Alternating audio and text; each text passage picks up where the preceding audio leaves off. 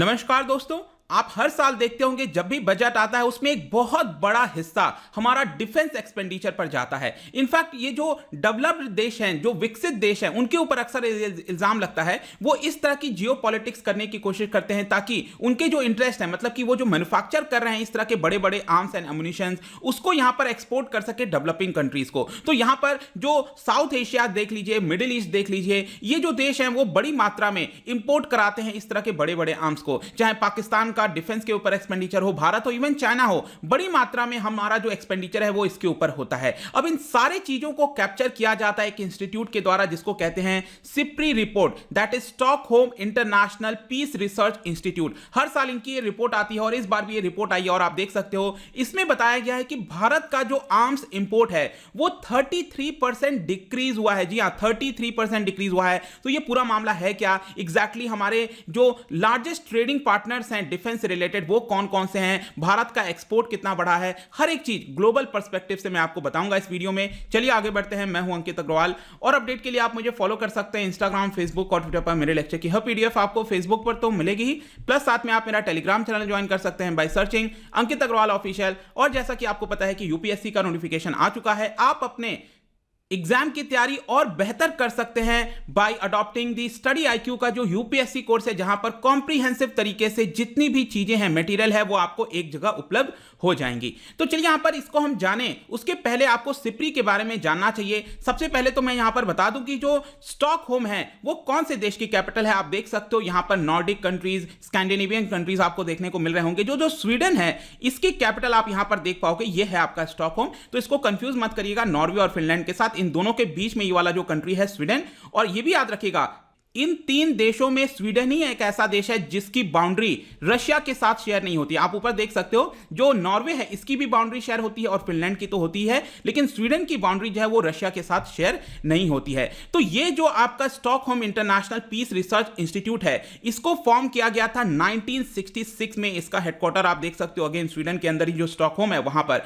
इसका मेन जो काम होता है वो ये है कि जो डेटा हो गया, एनालिसिस हो गया, रिकमेंडेशन हो गया, आर्म्ड कॉन्फ्लिक्ट से रिलेटेड, मिलिट्री एक्सपेंडिचर से रिलेटेड, इन सब के बारे में ज्यादा से ज्यादा एक रिपोर्ट तैयार करना और उसको विश्व के सामने प्रेजेंट करना। तो यहां पर एग्जैक्टली हुआ क्या है जिसकी वजह से ये न्यूज में आ गया है। तो यहां पर आप देख सकते हो लेटेस्ट ये रिपोर्ट आई है जहां पर बताया गया है कि international arms transfer level of after years of sharp growth. तो बेसिकली इसमें एक सबसे बड़ी चीज ये निकल कर आई है लेटेस्ट रिपोर्ट में कि हमेशा से ये देखने को मिला है पिछले 20-30 वर्षों से कि जो आर्म्स का ग्रोथ है, आर्म्स इंपोर्ट एक्सपोर्ट का जो वो आपको हमेशा ग्रोथ दिखेगा, लेकिन पहली बार है कि यहां पर ग्रोथ नहीं हुआ है। एक तरह से स्टेबल हो गया है कि बहुत ज्यादा जो एक्सपोर्ट इंपोर्ट होता था उसमें अभी थोड़ी सी यहां पर रुकावट आ गई है। मैं ये नहीं कह रहा हूं कि गिरावट हो गई है, लेकिन हाँ एक तरह से वो स्टेबल हो गया है, रुक गया है। जिसमें भारत का बताया गया है कि भारत अब इसमें देखिएगा इसको 5-5 साल के साथ कंपेयर किया जाता है। बेसिकली यहां पर 2011 से लेकर 15 में क्या डेटा था और फिर 2016 से लेकर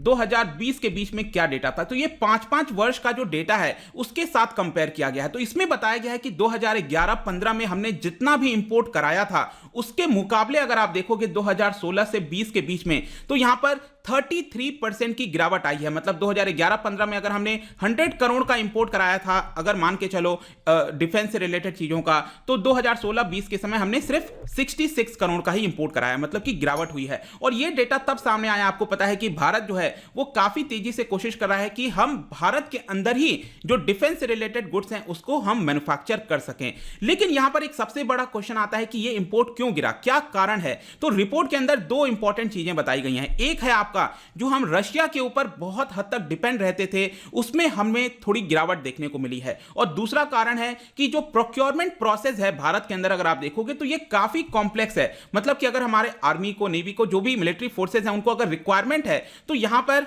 लंबे प्रोसेस से गुजरना पड़ता है। जैसे कि आप राफेल का ही एग्जांपल ले लो, इसकी बात चल रही है 2005-6 के बाद से, कब से बात चल रही है कि इस तरह का हमें एयरक्राफ्ट चाहिए, फाइनली जाकर ये हो पाया। तो जो इतना कॉम्प्लेक्स प्रोसीजर है उसकी वजह से भी यहां पर इंपोर्ट में हमें गिरावट देखने को मिल रही है, क्योंकि जल्दी से कोई सरकार जो है वो डील नहीं करना चाहती है। क्योंकि जब भी डिफेंस की डील हुई है आपको हमेशा उसके अंदर पॉलिटिक्स या कुछ ना कुछ चीजें देखने को मिलेंगी। तो ये दो कारण है जिसकी वजह से गिरावट हुई है। लेकिन इसमें जो सबसे बड़ा मुद्दा है वो है रशिया के साथ। सबसे ज्यादा हम रशिया के साथ मंगाते कमाते थे उसमें गिरावट हुई है, मैं आपको आगे बताऊंगा। लेकिन ऐसा नहीं है कि यूएस के साथ हमारा बढ़ गया है। यूएस के साथ भी अगर आप देखोगे इन 5-5 वर्षों में जो मैंने आपको बताया, इसमें भी 46% की गिरावट ही हुई है। तो आपके एग्जाम में आ सकता है कि हमारा यूएस के साथ जो आर्म्स का इंपोर्ट है उसमें बढ़ोतरी हुई है। नहीं, सिप्री के रिपोर्ट के आधार पर 46% की गिरावट हुई है।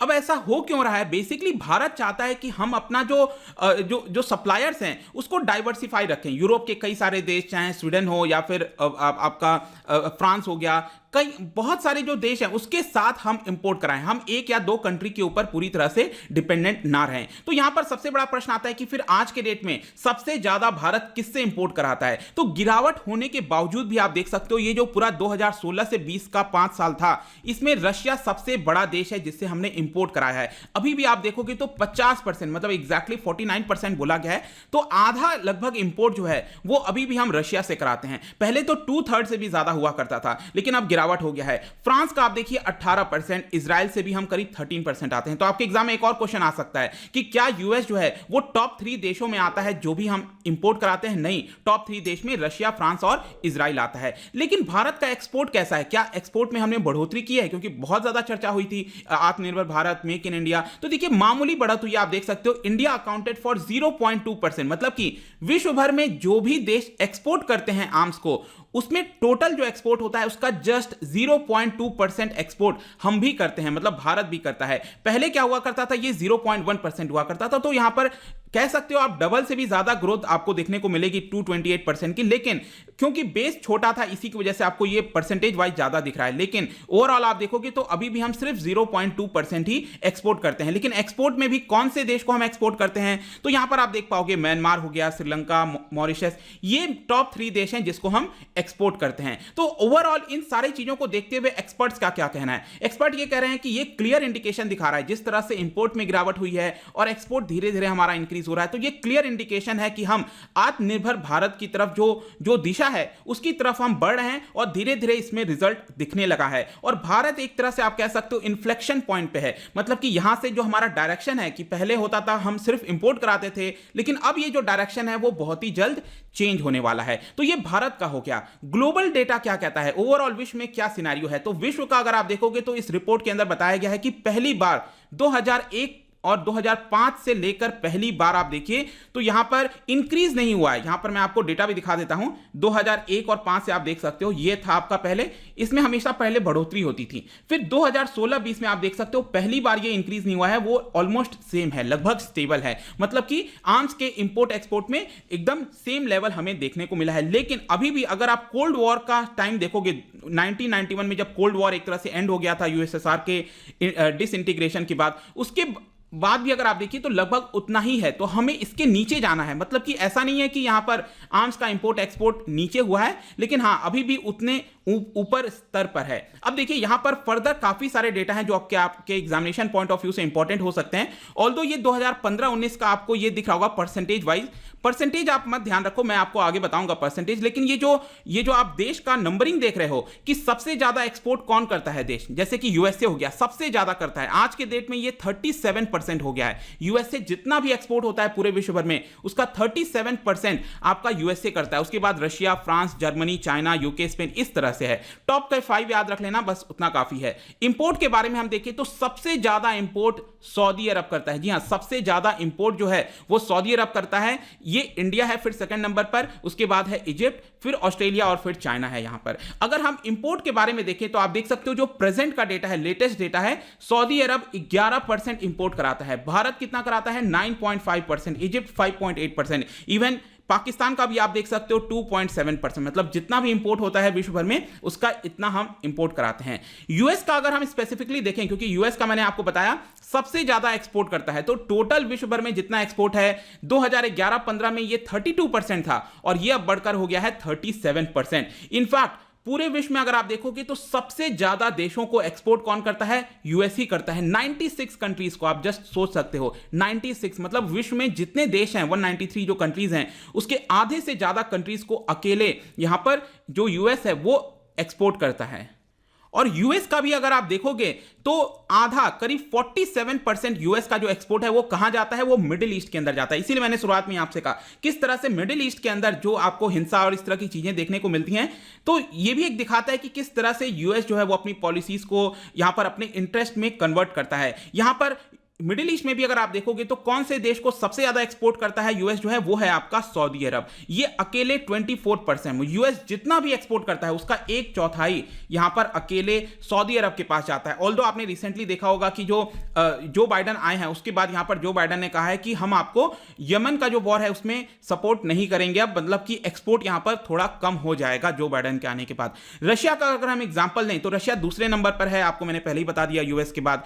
और रशिया का अगर आप देखिए तो यहां पर गिरावट हुई है, अभी 20% है, यूएस का 37% है, मैंने आपको बताया, रशिया का 20% है, पहले ये 22% हुआ करता था। और ये जो गिरावट है रशिया का, इसका मेन कारण है भारत, क्योंकि मैंने आपको पहले ही बताया था कि भारत रशिया से बहुत मंगाता था, लेकिन पिछले कुछ समय पे आपने देखा होगा रशिया से जो हम इंपोर्ट कराते हैं उसमें गिरावट हुई है, करीब 23% की गिरावट अकेले भारत की वजह से हुई है। इवन चाइना का अगर आप देखो तो यहां पर चाइना जो भी इंपोर्ट कराता है उसमें 7.8% की सॉरी ये इंपोर्ट नहीं है, चाइना का ये एक्सपोर्ट का डेटा है। तो एक्सपोर्ट जितना भी करता है बाहर जिसको भी भेजता है उसमें 7.8% की गिरावट हुई है। लेकिन आप जस्ट सोच के देखो चाइना किसको सबसे ज्यादा एक्सपोर्ट करता होगा, ऑब्वियस सी बात है ये करता है पाकिस्तान को। इनफैक्ट अगर आप देखोगे पाकिस्तान जितना भी इंपोर्ट कराता है, जितना भी डिफेंस के आर्म्स इंपोर्ट कराता है उसका 3/4, जस्ट इमेजिन 3/4 अकेले चाइना से ही कराता है। 74% अकेले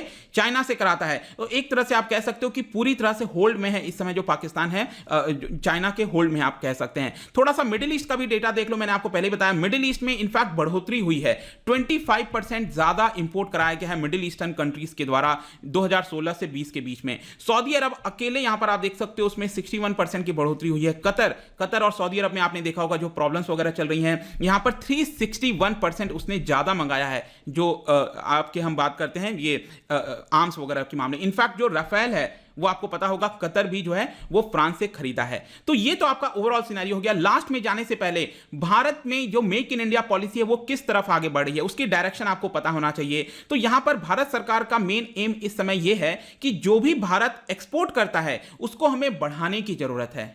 और यहां पर एक गोल सेट किया गया है कि 2025 तक हम 35,000 करोड़ के जो आर्म्स के एक्सपोर्ट हैं वो हम करेंगे।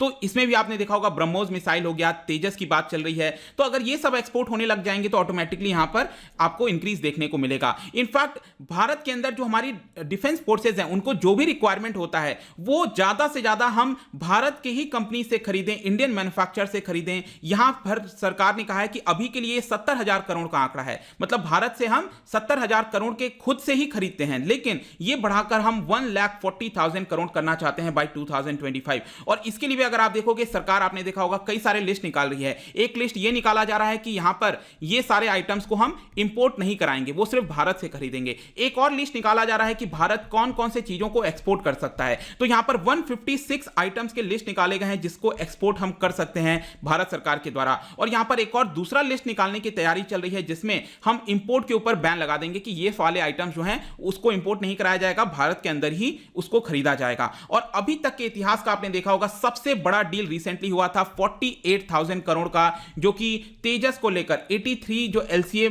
MK1A जो तेजस आपका एयरक्राफ्ट है उसको यहां पर हमारी फोर्सेस खरीदने वाली है। ये पूरा वीडियो था दोस्तों, जो भी इंपॉर्टेंट चीजें थी एग्जाम पॉइंट ऑफ व्यू से, ओवरऑल एनालिसिस, यहां पर आपको सिप्री रिपोर्ट के बारे में पता चल गया होगा। जाने से पहले यहां पर आपके लिए एक इंटरेस्टिंग क्वेश्चन लाया हूं। रिसेंटली यहां पर न्यूज में था एमफेक्स 21, क्या आप बता सकते हो ये किस चीज से रिलेटेड है? इसका जो राइट आंसर है हमेशा की तरह आपको इंस्टाग्राम पर तो मिलेगा ही, अगर आप इंस्टा पे नहीं हो कोई बात नहीं, टेलीग्राम से ले सकते हैं। मैं कई सारे एमसीक्यूज यहां पर डालता रहता हूं, स्टोरीज के फॉर्म में आप जाकर प्ले कर सकते हो। अगर आप मुझसे इकोनॉमी पढ़ना चाहते हैं, कोई भी कोर्स परचेज करना चाहते हैं, स्टडी IQ ऐप पर जा सकते हैं। आई होप कि वीडियो आपको पसंद आया होगा। मिलता हूं आपसे next time, till then thank you very much, see you soon.